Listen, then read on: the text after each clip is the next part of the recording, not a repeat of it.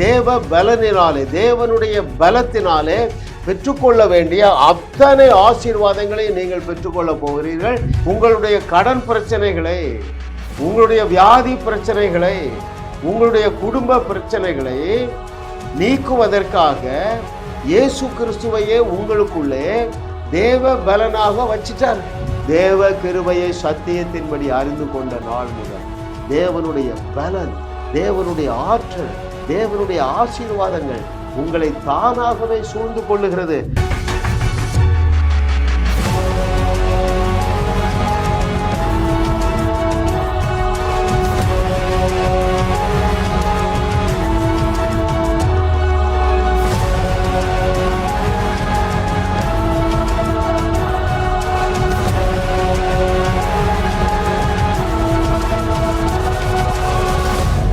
தேவ வசனத்தை பெற்றுக்கொண்ட உங்களை பார்த்து நீங்கள் தேவர்களாய் இருக்கிறீர்கள் என்று திருவாய் மலர்ந்த திருமகனாகிய இயேசு கிறிஸ்து நாமத்தினாலே என்னுடைய வியூவர்ஸ் அத்தனை பேரும் தாங்கள் இந்த பூமியிலே அவர் இருக்கிற பிரகாரமாக தேவர்களாக இருக்கிறீர்கள் என்கிற சத்தியத்தை ஏற்றுக்கொள்ளுவீர்களாக. கர்த்தர் தாமே இதை குறித்து கூடுதல் வெளிப்பாடுகளை தருவாராக. 88வது அவருடைய அனந்த ஞானம். தேவ பலன் உங்களுக்கு வேண்டுமா? அதாவது தேவ பலனினாலே, தேவனுடைய பலத்தினாலே பெற்றுக்கொள்ள வேண்டிய அத்தனை ஆசீர்வாதங்களை நீங்கள் பெற்றுக்கொள்ள போகிறீர்கள். இது நமக்கு கர்த்தராலே இலவசமாக வைக்கப்பட்டிருக்கிறது. உங்களுடைய கண்கள் பிரகாசம் அடைகிறதுனாலே, உங்களுடைய மனக்கண்கள் பிரகாசம் அடைகிறதுனாலே எழுதப்பட்டுள்ள எல்லா நன்மைகளையும் நீங்கள் சுதந்தரிப்பீர்கள். பாருங்கள், இயேசு கிறிஸ்து தேவ பலத்தில் ஆபரேட் பண்ணார். மனித பலத்திலே மரித்தோரை எழுப்ப முடியாது. மனித பலத்தை கொண்டு 5 அப்போ 2 மீனை 5000 மடங்காக பெருக பண்ண முடியாது. அதே போல அதே தேவனுடைய சக்தி, அதே தேவனுடைய பலன் உங்களுக்காக 24/7 365 days அவைலபிளா இருக்குதுங்க. அதைத்தான் இன்றைக்கு நம்ம கற்றுக்கொள்ள போகிறோம். அதனால்தான் இயேசு கிறிஸ்து சொன்னாரு, என்னை இல்லாமல் உங்களால் ஒன்றும் செய்யக்கூடாது. அப்படி என்றால் என்ன பொருள்? நானே உங்களுக்குள்ளே தேவ பலனாக வாசம் பண்ணுகிறேன். புதிதாக உங்களுக்கு பலன் வர வேண்டியதில்லை. அந்த பலனை குறித்து, அந்த சூப்பர் நேச்சுரல் எனர்ஜியை குறித்து, இயற்கைக்கு அப்பாற்பட்ட பயங்கரமான வல்லமையை குறித்து உங்களுக்கு இந்த நாளிலே தேவனுடைய ஆவியானவர் அறிவை தரப்போகிறார். அந்த அறிவு உங்களுடைய எல்லா இக்கட்டுகளிலிருந்து உங்களை விடுதலையாக்கும். சிங்கக்கவியில் இருந்து சிங்காசனத்துக்கு சென்ற அந்த தானியேலை போல நீங்கள் தேவனால் உயர்த்தப்படுவீர்கள். அல்லேலூயா. பாருங்கள், இயேசு கிறிஸ்து யோவான் எழுதின சுவிசேஷம் 15வது அதிகாரம் 5வது வசனத்திலே, என்னை இல்லாமல் உங்களாலே ஒன்றையும் செய்ய முடியாது என்று சொன்னவர் தான் சொல்லுகிறாரு. உங்களால் கூடாத காரியம் ஒன்றும் இராது என்று சொல்லுகிறார். 2 வசனக்கும் ரொம்ப வித்தியாசம் இருக்கு பாருங்க. உங்களால் கூடாத காரியம் ஒன்றும் இராது என்று சொன்னவர் அதற்கு முன்னாலே என்ன சொல்லுகிறார்? என்னை இல்லாமல் உங்களால் ஒன்றும் செய்ய முடியாது. இன்றைக்கு உங்களுக்கு ஒரு பிரகாசம் உள்ள மனக்கண்களை தேவனுடைய ஆவியானவர் தந்திரல போகிறார். உங்களாலே ஒரு சாதாரண வாழ்க்கை வாழ முடியாது. பாருங்கள், உங்கள் பிரச்சனைகளை, உங்களுடைய கடன் பிரச்சனைகளை, உங்களுடைய வியாதி பிரச்சனைகளை, உங்களுடைய குடும்ப பிரச்சனைகளை நீக்குவதற்காக இயேசு கிறிஸ்துவையே உங்களுக்குள்ளே தேவ பலனாக வச்சிட்டாரு. அதனாலதான் அவர் சொல்றாரு, உங்களால் கூடாத காரியம் ஒன்றுமிராது என்று சொல்லி. ஹல்லேலூயா. இவைகள் எல்லாமே நீங்கள் மறுபடி பிறந்த நாளிலே நடந்திருக்கிறது. அநேகர் நீங்கள் தேவனை நம்பவில்லை. நீங்க நினைக்கிறீங்க, நான் கர்த்தரை நம்புகிறேன் ஆனாலே செழிப்பாக வாழுவேன் என்று நம்புகிறீங்க. ஆனா நீங்க கர்த்தரை நம்புவதற்கு பதிலாக உங்கள் முழங்கால்களை நம்புகிறீர்கள். ரைட்? அந்த வசனம் என்ன சொல்லுகிறது? கர்த்தரை நம்புகிறவனோ செழிப்பான். அப்போ நம்ப வேண்டியது உங்கள் பொறுப்பு, செழிப்பை தர வேண்டியது அவருடைய பொறுப்பு. அவர் தன்னுடைய வார்த்தையிலே, தன்னுடைய பொறுப்பிலே ஒரு நாளும் தவறுவதில்லை. அப்ப தவறு எங்க இருக்கு? உங்களிடத்துல தான் இருக்கு. அந்த வசனம் ஒரு நாளும் பொய் சொல்லாது. அவர் சொன்ன நல்வார்த்தைகளில் எல்லாம் ஒரு வார்த்தையும் தவறி போகாது. அருமையான தேவர்களே, அப்போ நீங்க இன்னும் செழிப்பாக வாழவில்லை என்றால் காரணம், நீங்கள் கர்த்தரை நம்புவதற்கு பதிலாக உங்கள் பரிசுத்தத்தை நம்புகிறீர்கள். கர்த்தரை நம்புவதற்கு பதிலாக உங்கள் முழங்கால்களை நம்புகிறீர்கள். கர்த்தரை நம்புவதற்கு பதிலாக நீங்க எதை நம்புறீங்க தெரியுமா? உங்க பக்தியை நம்புறீங்க. பருப்பு வேகல. எனக்கும் அருமையானவர்களே, ஒரு 10 ஆண்டுகளுக்கு முன்பதாக பருப்பு வேகல. அப்படி என்றால் என்ன பொருள்? நான் பக்தியாக இருந்தேன் மதத்தின்படி, நான் பரிசுத்தமாக வாழ்ந்தேன் மதத்தின்படி, முழங்கால்களை நம்பின மதத்தின்படி, எல்லாமே மைனஸா போயிட்டு. 10,000 ரூபாய் கடனு 20,000 ரூபாய் ஆகி, அது 2.5 லட்சம் ஆகி 2.5 கோடி ஆயிட்டுங்க. ஏன் தெரியுமா? அங்கே கொலோசையர் 1:6 எனக்கு வேலை செய்யல. அது என்ன கொலோசையர் 1:6 தெரியுமா? எப்ப தேவ கிருபையை சத்தியத்தின்படி அறிந்தாதான் தேவனுடைய வல்லமை உங்களுக்கு கிடைக்கும். அதை வாஸ்துவமா பாருங்க. மிக முக்கியமான இந்த சத்தியத்தை இன்றைக்கு என்னுடைய வியூவர்ஸ் அத்தனை பேர் அறிய போறீங்க. அதை மனப்பாடம் செய்யுங்க. கொலோசையர் 1:6 நான் உங்களுக்கு வாசிக்கிறேன். இன்னைக்கு என்ன தலைப்பிலே நாம் தேவனுடைய வார்த்தையை தியானிக்கிறோம்? தேவ பலன் உங்களுக்கு வேண்டுமா? பாருங்கள், கொலோசையர் 1:6 மத்தியிலிருந்து வாசிக்கிறேன். தேவ கிருபையை சத்தியத்தின்படி அறிந்து கொண்ட நாள் முதல் அது உங்களுக்குள்ளும் பலன் தருகிறதா இருக்கிறது. அப்படி என்றால் என்ன பொருள்? உங்க வாழ்க்கையிலே தேவ நன்மையை ருசி பார்க்கவில்லை என்றால் 2 காரணங்கள் அல்ல, ஒரே ஒரு காரணம். தேவ கிருபையை சத்தியத்தின்படி அறியவில்லை. அப்போ தேவ கிருபையை சத்தியத்தின்படி அறிந்து கொள்ளுவது என்றால் 2 காரியங்கள் தான். அவைகளும் ரொம்ப எளிமையானது. பாருங்க, 2 தாங்க. தேவ கிருபையை சத்தியத்தின்படி அறிந்து கொள்ளுவது என்றால் 2 காரியங்களை அறிந்து கொள்ளுவது. அதுல ஒன்று, தேவன் எப்படி உங்களுடைய ஆவி மனிதனை முற்றிலுமாக பரிசுத்தப்படுத்தி பரிபூரணப்படுத்தி இருக்கிறார். அது தேவ கிருபையினாலே உண்டாயிற்று. அதாவது இலவசம். 2வது, உங்கள் ஆவி மனிதனிலே தேவன் நிறைத்து வைத்திருக்கிறாரே. இயேசு கிறிஸ்து செய்தவைகளையும் செய்து அதைவிட பயங்கரமான அற்புதங்களையும் செய்யக்கூடிய பயங்கரமான வல்லமையினால் உங்கள் ஆவி மனிதனை நிறைத்து வைத்திருக்கிறாரே. இந்த 2 தான் கிருபைங்க. God's grace, I have made it so simple. நான் எளிமையாக கற்றுத்தர தேவன் எனக்கு தேவ ஞானமாக இருக்கிறார். 2 தாங்க. நான் எந்த அளவுக்கு முற்றிலுமாக தகுதிப்படுத்தி இருக்கிறேன், படுத்தப்பட்டு இருக்கிறேன் என்கிற நாலேஜ் உங்களுக்கு வேணும். 2வது என்ன நாலேஜ் வேணும்? எந்த அளவுக்கு கல்லறையை மாத்திரமல்ல, கல்லறை தோட்டத்தையே காலி செய்யக்கூடிய ஆற்றலினால் தேவன் என்னை நிறைத்து வைத்திருக்கிறார். இந்த 2 அறிவு தாங்க தேவ கிருபையை சத்தியத்தின்படி அறிந்து கொள்வது. ஹல்லேலூயா, ஹல்லேலூயா. இந்த அறிவு வந்த நாள்ல இருந்து மாத்திர மருந்து கிடையாதுங்க. குடும்பத்துல ஒரே குதூகலம், சரீரத்துல ஒரே ஐஸ்வர்யம், கை நிறைய பணம். இதானங்க வேணும். உனக்கு என்ன வேணும்? சமாதானம் வேணும், சந்தோஷம் வேணும், வேற என்ன வேணும்? இளைப்பாறுதல் வேணும், சாட்டிஸ்ஃபேக்ஷன் வேணும், ரெஸ்ட் வேணும், நடனம் வேணும், ஆனந்த கழிப்பு வேணும், கை நிறைய பணம் வேணும், வங்கி கணக்கில் கோடி வேணும். எல்லாமே தேவ கிருபையை சத்தியத்தின்படி நீங்கள் அறிந்து கொண்டால் எல்லாவற்றையும் இலவசமாக பெற்றுக்கொள்ளுவீர்கள். கர்த்தர் உங்களுக்கு இன்றைக்கு பிரகாசமுள்ள மனக்கண்களை தந்தருளுவாராக. அது வரைக்கும் அது வேலை செய்யலைங்க. எது வரைக்கும் வேலை செய்யல? பவுல் எழுதுறார் பாருங்க, அவருடைய வெளிப்பாட்டுக்காக நான் தேவனை ஸ்துதிக்கிறேன். தேவ கிருபையை சரியாக புரிந்தவர் இந்த பவுல் அப்போஸ்தலன் தான். ஹல்லேலூயா. பாருங்கள், அது வரைக்கும் தேவனுடைய நன்மையை நான் ருசி பார்க்கவில்லை, கர்த்தர் நல்லவர் என்று ருசி பார்க்கவில்லை. கடந்த சுமார் 40 ஆண்டுகளாக தேவனுக்கு ஊழியம் செய்யறங்க, கர்த்தர் நல்லவர் என்று ருசி பார்க்கலங்க. கடந்த 7 ஆண்டுகளாக தேவ கிருபையை சத்தியத்தின்படி காரிஸ் பைபிள் காலேஜில் அறிந்து கொண்டோம். நடந்தது என்ன தெரியுமா? ஏற்கனவே நான் எல்லாவற்றையும் பெற்றுக்கொண்டு இருக்கிறேன். என்னுடைய ஆவி மனுஷனில் எல்லா நன்மைகளினாலும் தேவன் என்னை நிரப்பி வைத்திருக்கிறார் என்கிற சத்தியத்தை என் மனது ஏற்றுக்கொண்டு விட்டது. அது என்ன சத்தியம்? தேவன் உங்களுக்கு நீதியாக இருக்கிறார், தேவன் உங்களுக்குள்ளே பரிசுத்தமாக இருக்கிறார், தேவன் உங்களுக்குள்ளே மீட்பாக இருக்கிறார், நீதியாக இருக்கிறார், ஞானமாக இருக்கிறார்.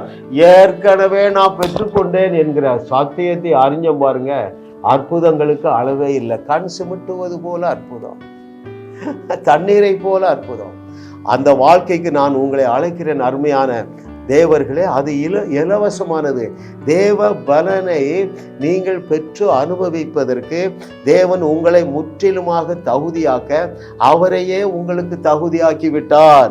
ஆகையினால என்ன நடந்தது தெரியுமா? என்னுடைய விசுவாசம் விண்ணை தொட்டது. ஆகையினால என்ன நடந்தது தெரியுமா? நான் இப்போ யுத்தம் செய்யறதே இல்லை, எல்லா யுத்தமும் முடிஞ்சு போச்சு. ஆகையினாலே என்ன நடந்தது தெரியுமா? தேவனுடைய மிக சிறந்ததில் நானும் என்னுடைய மனைவியும் என்னுடைய பிள்ளைகளும் என்னுடைய பேர பிள்ளைகளும் வாழ்ந்து கொண்டு இருக்கிறோம். அந்த மேலான ஆசீர்வாதங்களுக்கு நான் உங்களை அழைக்கிறேன். அதற்கு நீங்கள் முற்றிலுமாக தகுதியாக்கப்பட்டு இருக்கிறீர்கள். மேட்டர், பிரச்சனை என்ன தெரியுமா? am I qualified? நான் எப்படிங்க தகுதியாக முடியும்? என் முழங்கால இன்னும் கரை பிடிக்கலையே, நான் இன்னும் பரிசுத்தமா இல்லையே. இதெல்லாம் மனித நீதி. ரோமர் 10வது அதிகாரம் 2, 3, 4 வசனங்களை 3 மாதம் தியானிங்க. உங்களுக்கு இன்னும் ஆசீர்வாதம் வரலையா? அட்லீஸ்ட் 3 நாட்களாவது இந்த 3 வசனங்களை தியானிங்கள். எந்த வசனங்களை?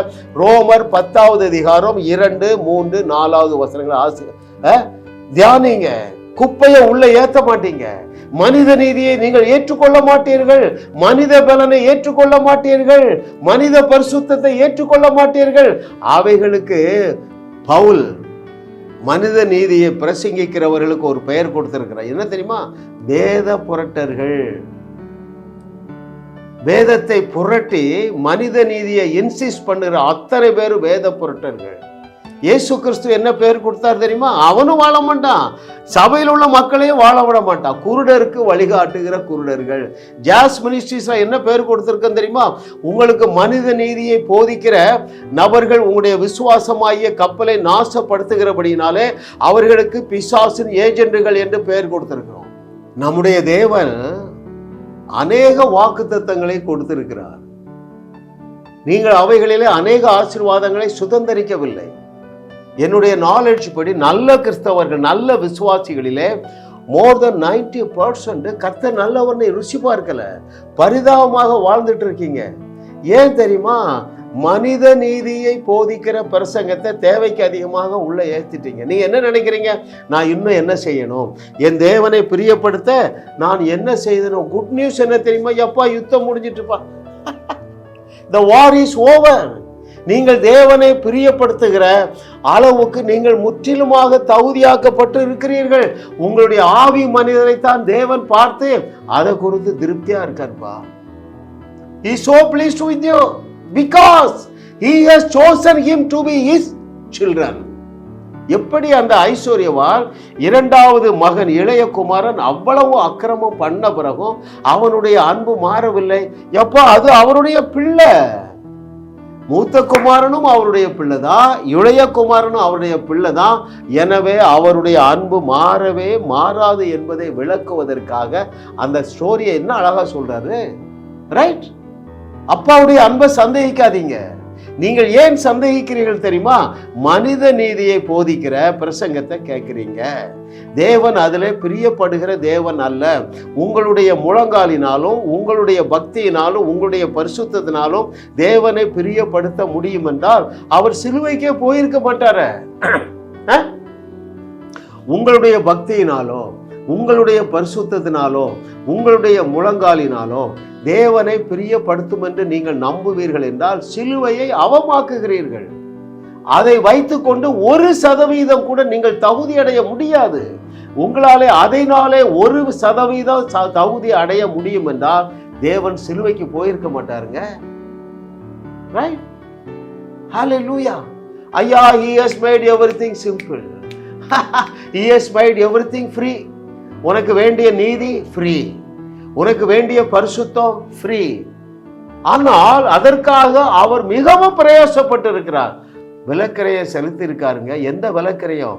அவருடைய ரத்தத்தையே விலைக்கிரையும் செலுத்தி அவருடைய பிள்ளையாக அவருடைய குடும்பத்திலே நீங்கள் தேர்ந்தெடுக்கப்பட்டிருக்கிறதுனால உங்களுக்கு 24/7 அந்த தேவ பலன், காட்ஸ் என்னது ஸ்ட்ரென்த் இஸ் ஃபுல்லி அவைலபிள். அது எப்போ வேலை செய்யுது தெரியுமா? இந்த சத்தியத்தை நீங்க அறிஞ்சாதான் வேலை செய்யும். எந்த சத்தியத்தை அறியணும்? அப்பா, ஐ ஆம் fully qualified because of not my effort, not by prayer, not by holiness. It is by his grace. கிருபையினாலே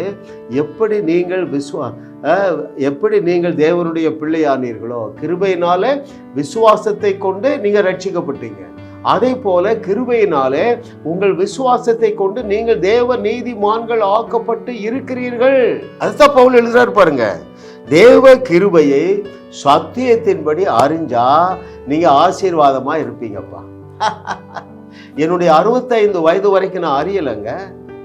தேவனுடைய ஆசீர்வாதங்களுக்கு அந்நியனாக இருந்தேன். தெய்வீக சுகத்திற்கு அந்நியனாக இருந்தேன். தேவனுடைய சமாதானத்துக்கு அந்நியனாக இருந்தேன். யோவான் எழுதின சுவிசேஷத்துல 3 இடத்துல சொல்றாருங்க, என்னுடைய சந்தோஷத்தையே வைத்து விட்டு போகிறேன். அது ஒரு நாளும் குறையாது. அது நிறைவான சந்தோஷம், அது நிரந்தரமான சந்தோஷம். ஐயா, நான் சந்தோஷமாவே இல்லப்பா, உங்களை போலதான் பரிதாபமா வாழ்ந்துட்டு இருந்தேன். ஐயா, தேவ கிருபையை சத்தியத்தின்படி அறிந்து கொண்ட நாளிலிருந்து எனக்கு குற்ற மனசாட்சி இல்லை. எனவே எப்பொழுதும் என்னுடைய விசுவாச விண்ணை தொட்டு கொண்டே இருக்கிறது. நான் சந்திக்கிற எந்த பிரச்சனையை விட்டு வைக்கிறது இல்லை, எந்த ஒரு வியாதிக்காரர்களை விட்டு வைக்கிறது இல்லைங்க. கால் டாக்ஸியில் போனால் அவருக்கு சுகத்தை கொடுத்துட்டு தான் அடுத்த வேலை. பல டாக்ஸியில் பார்க்குறேங்க. ஒரு முறை ஒரு டாக்ஸியில் முன்னால் சாட்சி சொன்ன பாருங்க, ஏர்போர்ட்டுக்கு போகிறேன், விடிய காலம் 2 o'clock, பீகாருக்கு ஊழியத்துக்கு போகிறதுக்கு. 12 மணிக்கு எங்கள் வீட்டுக்கு அந்த டாக்ஸிக்காரன் வந்தான். டாக்ஸியில் ஏறினவுடனே பேச ஆரம்பித்தேன். தேவனை அறியாத ஒரு நபர் பாருங்களேன். கேட்டேன், தம்பி உங்களுக்கு ஏதாவது பெயின் இருக்கா, சிக்னஸ் இருக்கான்னு. ஐயா, அதையா கேட்குறீங்க? என்னுடைய முதுகில் 6 மாதம் வலி இருக்குது. இப்போ தான் 40,000 செலவழித்து என்ன செஞ்சுட்டு வந்தேன், ட்ரீட்மெண்ட் பண்ணேன். இப்போ தான் திரும்ப காரில் ஏறி உட்கார்ந்துருக்கேன். திரும்ப எனக்கு அதே வலி வந்து விட்டது.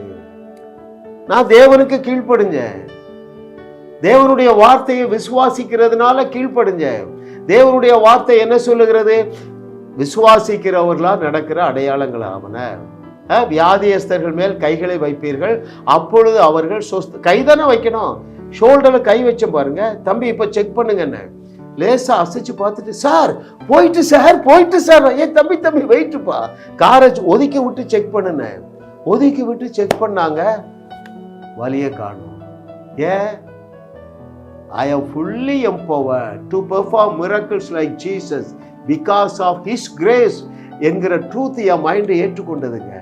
மனம் புதிதாயிற்று, வார்த்தை மாம்சமாயிற்று. இப்படி மாதந்தோறும் 100க்கும் அதிகமான அற்புதங்களே தேவன் இந்த குப்பானை கொண்டு செய்கிறாருங்க. குப்பா சுப்பானை தான் தேடுறாருங்க. நல்லவர்கள் வேண்டாங்கிறாங்க, பக்திமான்கள் வேண்டாம்ப்பா. பிரதான ஆசாரியர் வீட்டுக்காரில் உள்ள பையங்கள்லாம் பக்திமானா இருந்தாங்க, ஒருத்தரை கூட சூஸ் பண்ணலங்க. பிரதான ஆசாரியன் வீட்டில் ஒருத்தரை எடுக்கல. வேற யாரு? வேதபாரர்கள், பரிசேயர்கள், ஒருத்தருடைய வீட்டில இருந்து ஆட்களை எடுக்கல. எனக்கு குப்பானு சுப்பானு தான் வேணும். ஏன்? அவன் தான் நம்ப முடியாத என்னுடைய வார்த்தையை அப்படியே ஏற்றுக்கொள்ளுவான். ஹல்லேலூயா. நேற்று பாருங்க, ஒரு சகோதரி கல்யாணம் ஆகி 6 வருஷம் ஆயிடுச்சு. அவங்க பேர் லக்ஷ்மி. திருமணம் ஆகி 6 ஆண்டுகள் ஆகிவிட்டது, குழந்தை இல்லை. மாமா மாமியார் ப்ரெஷரு, நீ டைவர்ஸ் வாங்கிட்டு போயிரு, என் பையனுக்கு வேற கல்யாணம் பண்ணி அவளுக்கு குழந்தை உண்டாகணும். ஒரே ஒரு வார்த்தை தான் சொன்னேன். தண்ணீரில் கை வச்சு ஜெபம் பண்ணிட்டு, ஏமா நீ இது வீட்டுக்கு கொண்டு போ, நீ படுத்திருக்கிற கட்டில் தெளிச்சு விடு, நீ என்ன செய்வோம் புருஷன் கொடுக்குற தண்ணீரில் இதை மிக்ஸ் பண்ணி விடு, 10வது மாதத்தில் உன் கையில் தாவீது இருப்பான்னு சொல்லிட்டேங்க. ஏன் தாவீதை மட்டும் சொல்கிறேன்னு தெரியுமா? முன்னால் தானியேலும் சொன்னேன், தாவீதும் சொன்னேன். 1 மாதம் கழித்து கூப்பிடுவாங்க, அங்கிள் நான் குழந்தை உண்டாயிட்டேன், என்ன பேர் உடனும்பாங்க. தானியேல் சொன்னா தாவீது சொன்னான்னு எனக்கு தெரியல. அதனால எல்லாருக்கும் டேவிட் தான். ஏன்? தேவனுடைய இருதயத்திற்கு ஏற்றவன். ஏன்? அவனுக்கு என்ன இருந்தது? தேவனுடைய கிருபை. ஐயா, தாவீதுக்கு அருளப்பட்ட கிருபை. உங்களை போல அவன் எண்ணிக்கொண்டு இருந்தால் என்றால் தேவ பலனே கிடைச்சிருக்காதுங்க, தேவ ஆசீர்வாதமே கிடைச்சிருக்காது. ஐயோ நான் என்ன செஞ்சுட்டேன், கொலை செஞ்சுட்டேன், என்ன செய்யணும், கல்லறிந்து கொல்ல வேண்டும் என்ற குற்ற உணர்வுக்குள்ள போகல. நான் விபச்சாரம் பண்ணிட்டேன், என்னை கல்லறிந்து கொல்ல வேண்டும் என்கிற குற்ற உணர்வுக்குள்ள போகல. அவனுடைய மனசாட்சியை காத்து கொண்டான். மனசாட்சி. நான் உங்களுக்கு அறிமுகப்படுத்துகிற ஒவ்வொரு புஸ்தகத்திற்கும் நீங்க என்ன செய்யலாம் தெரியுமா? 1 கோடி ரூபாய் கொடுக்கலாம். ஏனென்றால் உங்களை கோடீஸ்வரர்களாக மாற்றிவிடும். ஐயா, கர்த்தருடைய கிருபை கிருபை கிருபை. நான் பேசுகிற செய்தியில ஒவ்வொரு நிமிடமும் என்ன நடக்குது? உங்க மைண்ட் ரெனியூவல் நடக்குது, மனம் புதிதாகுது. ரைட்? நான் அறிமுகப்படுத்துகிற ஒவ்வொரு புஸ்தகங்களிலும் ஒவ்வொரு வரியும் உங்களுடைய மனதை புதிதாக்கும். இல்லை என்றால் இந்த புஸ்தகங்களை நான் சுமந்து தெரிய மாட்டேன். எங்களை வாழ வைத்ததுங்க, எங்கள் குடும்பத்தாரை வாழ வைத்தது நான் எழுதின புஸ்தகங்கள் அல்ல. ரோமர் புஸ்தகத்தை எழுத ஆரம்பிச்சேன் பாருங்க, அது முடிய மானுங்க. 8 அதிகாரம் முடிச்சுட்டேன், இன்னும் 8 அதிகாரம் எழுதிட்டு அதை கொண்டு வர்றேன். நீங்கள் தேவர்களாக இருக்கிறீர்கள் என்பதை ஏற்றுக்கொள்ளுவீர்கள் என்றால் தேவ பலன் உங்களுக்காக வேலை செய்யும். அது எப்பொழுது சாத்தியம் என்றால் தேவ கிருபையை சத்தியத்தின்படி அறிந்து கொள்ள வேண்டும். அப்படி என்றால் என்ன பொருள்? தேவனுடைய கிருபையினாலே தேவகுமாரன் சொன்னது எல்லாம் சத்தியம். ரைட்? அது கிருபையினாலே உண்டாயிற்று. அவரை விட பெரிய அதிசயங்களை செய்யக்கூடிய ஆற்றல் உங்களுக்குள்ள இருக்கு. தேவனுடைய கிருபையினாலே பாவங்களை மன்னிக்கக்கூடிய ஆற்றல் உங்களுக்குள்ள இருக்குது. தேவனுடைய கிருபையினாலே உலகத்திற்கு உப்பாக இருக்கிறீர்கள். தேவனுடைய கிருபையினாலே உலகத்திற்கு வெளிச்சமாக இருக்கிறீர்கள். தேவனுடைய கிருபையினால. ஹல்லேலூயா. கிருபைக்கு அளவில்லையே, தேவ கிருபைக்கு எல்லை இல்லையே. எப்பா, இயேசுவையே எனக்கு நீதி ஆக்கிறது அவருடைய கிருபை. இயேசுவையே எனக்கு தேவ பலனாக்குறது அவருடைய கிருபை. அவர் செய்ததை விட பெரிய அற்புதங்களை என்னை கொண்டு செய்வது அவருடைய கிருபை. தேவ கிருபையை சத்தியத்தின்படி அறிந்து கொண்ட நாள் முதல் தேவனுடைய பலன், தேவனுடைய ஆற்றல், தேவனுடைய ஆசீர்வாதங்கள் உங்களை தானாகவே சூழ்ந்து கொள்ளுகிறது. ஐயா, அப்ப நான் என்ன செய்யணும்? பாருங்கள், நீங்க தலைகள் எல்லாம் நிற்க வேண்டாம். ரைட்? அப்படி என்றால் என்ன பொருள்? 3 நாள் உபவாசம், 40 நாள் உபவாசம், இதெல்லாம் தேவையில்லைங்க. ஏனென்றால் யுத்தத்தை முடிச்சிட்டாருங்க. நீங்கள் எதற்காக உபவாசம் பண்ண விரும்புகிறீர்கள்? ஆண்டவரே, இதை தாரும், வல்லமை தாரும், பலன் தாரும், குழந்தை தாரும். இல்ல, வல்லமை தாரும் என்பது வேதத்திற்கு புறம்பானதுங்க. உங்களிடத்துல வல்லமையை நிறைவாக தராமல் நான் செய்ததை விட பெரிய கிரியைகளை செய்வீர்கள் என்று சொல்லுவாரா? யோசித்து பாருங்க. முட்டாள்தனமாக பாடாதீங்க. வல்லமை தாருமையா என்று பாடாதீர்கள், வல்லமை தந்தீரையா என்று பாடுங்கள். நான் அதை பாடி காட்டட்டுமா? எனக்குள்ள நிறைய வல்லமை வச்சுட்டாருப்பா, சூப்பர் நேச்சுரல் பவர் வச்சுட்டாருப்பா, அவர் செய்ததை விட பெரிய கிரியைகளை செய்யக்கூடிய ஆற்றல் எனக்குள்ள வச்சுட்டாரு. எனவே நான் எப்படி பாடுகிறேன்? என்னுடைய சபையார் எப்படி பாடுகிறார்கள் தெரியுமா? வல்லமை வைத்தாரையா, எனக்குள் வல்லமை வைத்தாரையா, நிறைவாய் வைத்தாரையா, மரித்தோரை எழுப்பிடவே. இயேசுவை எழுப்பின வல்லமை உனக்குள்ளே, இயேசுவை எழுப்பின வல்லமை எனக்குள்ளே, கல்லறையை காலி செய்து கர்த்தரை நான் காண்பிப்பேன். திரும்ப அந்த ஒரு அடியை பாரட்டுமா? வல்லமை வைத்தாரையா, உனக்குள் வல்லமை வைத்தாரையா, பொங்கி வழிகிற அளவுக்கு நிறைவா வச்சுட்டாருப்பா. நிறைவாய் வைத்தாரையா, மரித்தோரை எழுப்பிடவே. இயேசுவை எழுப்பின வல்லமை உனக்குள்ளே. இதை கேட்கிற மகனே, மகளே, என்னுடைய வார்த்தையை கேட்டுக்கொண்டிருக்கிற தேவர்களே, இயேசுவை எழுப்பின வல்லமை உனக்குள்ளே, கல்லறையை காலி செய்து கர்த்தரை நீ காண்பிப்பாய். வல்லமை வைத்தாரையா, உனக்குள் வல்லமை வைத்தாரையா, நிறைவாய் வைத்தாரையா, மரித்தோரை எழுப்பிடவே. சரீரத்தில் மரித்தவர்களை உயிரோடு எழுப்ப, ஆத்துமாவிலே மரித்தவர்களை உயிரோடு எழுப்ப, கடன் பிரச்சனையில மரித்து போய் இருக்கிறவர்களை, அந்த கண்ணீர் கடலில மூழ்கி இருக்கிறவர்களை உயிர்ப்பிக்கும்படியாக உனக்குள்ள தேவைக்கும் அதிகமான வல்லமை வைத்திருக்கிறார். இந்த சத்தியத்தை அறிந்தாதான் நீங்க பவுலோடு சொல்ல முடியும், என்னை பலப்படுத்துகிற கிறிஸ்துவினாலே எல்லாவற்றையும் செய்ய முடியும். இந்த சத்தியத்தை நீங்கள் அறிந்தால்தான் இயேசு கிறிஸ்துவை போல சொல்ல முடியும். அவர் என்ன சொன்னார்? நீங்க நான் செய்ததையும் செய்வீர்கள், இதை விட பெரிய கிரியைகளை செய்வீர்கள். அப்போ அதற்கு தேவையான தேவனுடைய பலனை நீங்கள் பெற்றுக்கொள்ள வேண்டும் என்றால் தேவ கிருபையை சத்தியத்தின்படி அறிந்து கொள்ளுங்கள். தேவ கிருபையை சத்தியத்தின்படி நான் அறிஞ்சேங்க. ஒரு 7-8 ஆண்டுகளுக்கு முன்பதாக அறிந்தேன். 12 வருஷம் மாத்திரை சாப்பிட்டது போயிட்டுங்க. கொலஸ்ட்ரால் இல்லை, தைராய்டு இல்லை, சுகர் இல்லைங்க. முழுவதுமாக தேவன் என்னை சுத்தமாக்கி விட்டார், சுகமாக்கி விட்டார். என்னை கொண்டு உலகத்தை உலுக்குகிறார். You are called to shake the world. You are a world shaker. இந்த நாளில் உங்களுக்கு ஒரு பிரகாசம் உள்ள மனக்கண்களை தேவனுடைய ஆவியானவர் தந்தருளுவாராக. தேவனுடைய நாமத்திற்கு தூஷணத்தை கொண்டு வந்தது போதுங்க. நீங்க கடனிலையும் கண்ணீர்லையும் மூழ்கி இருந்தா உங்களை பார்க்கிறவர்களை பார்த்து புறஜாதியார்கள் என்ன செய்வாங்க? இவன் என்னப்பா எந்த நேரமும் இயேசு இயேசுங்கிறான், பிரைஸ் தி லார்ட்ங்கிறான், பரதாமா வாழ்றான். இதனாலே நித்தமும் இடைவிடாமல் தேவனுடைய நாமம் தூஷிக்கப்படுகிறது. ரைட்? நன்மை ஒன்னையும் ருசி பார்க்கல. ஏன் தெரியுமா? நீங்கள் தேவ கிருபையை அறியல. தேவ கிருபையினாலே நீங்கள் உங்களுடைய ஆவி மனிதனிலே முற்றிலுமாக தகுதியாக்கப்பட்டு இருக்கிறீர்கள். அது உங்களுடைய முயற்சியினால, உங்களுடைய ஜெபத்தினால வரல, கிருபையினால வந்தது. பாருங்க, தேவ கிருபையை பாருங்கள். தாவீதுக்கு அருளப்பட்ட கிருபை, அவன் கொலை செய்தவன், விபச்சாரத்தில் விழுந்து கிடந்தவன். தாவீதுக்கு அருளப்பட்ட கிருபையை ஏசாயா 55:3 நம்மோடு கூட நித்திய உடன்படிக்கையாக ஏற்படுத்தி விட்டார். நீங்கள் பாவத்தில் விழுந்தாலும் 7 நேரம் இல்ல 70 நேரம் விழுந்தாலும் எழுந்திருப்பீர்கள். That is the good news. What is the good news? Romans 6:14, since you are not under law but under grace, sin cannot dominate you. You will dominate the sin. Since நீங்க பாவத்திலிருந்து வெளியே வந்திருப்பாருப்பா. It is easy. நீங்கள் சத்தியத்தை தேவ கிருபையின்படி அறிந்து கொண்டீர்கள் என்றால் அநேக பாவத்திலிருந்து வெளியே வருவீர்கள். ஆனாலும் விழுந்து போன இந்த உலகத்தில் நம்முடைய கீழ்ப்படிதலிலே குறைவு இல்லாமல் இருக்காது. அவைகளின் மத்தியிலும் தேவனுடைய அன்பு மாறாது. கிளாஸ் மினிஸ்ட்ரி செய்திகள் மூலமாக நீங்கள் ஆசீர்வதிக்கப்பட்டிருக்கிறீர்கள். நீங்கள் இந்த ஊழியத்தோடு கைகோர்க்கும்படியாக உங்களை அழைக்கிறோம்.